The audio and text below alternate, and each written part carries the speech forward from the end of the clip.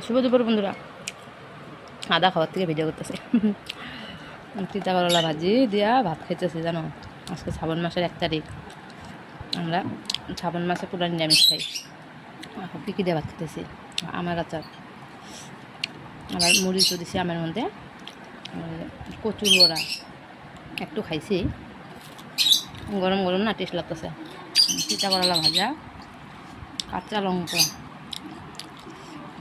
শশা, কচুর ঝোল, কচুর ঝোলটা পাতলা করে করছি, হলে দিয়ে আজকে খাওয়া। কচুর বড়াটা যে এত স্বাদ হয়েছে না, অনেক স্বাদ। কচুর বড়াটা অনেক স্বাদ লাগতেছে। আচার আছে, কাঁচা লঙ্কা আছে, ওগুলো দিয়ে ভাত খেতে কত স্বাদ, গরম গরম। আর কিছুই লাগে না, আমার তো মানে ঝোলটা লাগবেই না, ভাজা ভাজা দিয়ে খাওয়াই যাবো। তার মধ্যে কচুর বড়াটা,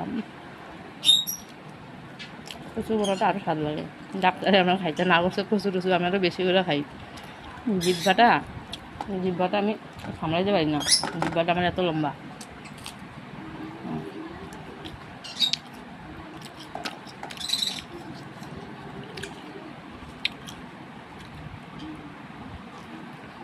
কে কে শ্রাবণ মাসে নিরামিষ খাও কমেন্টে করবা, হ্যাঁ।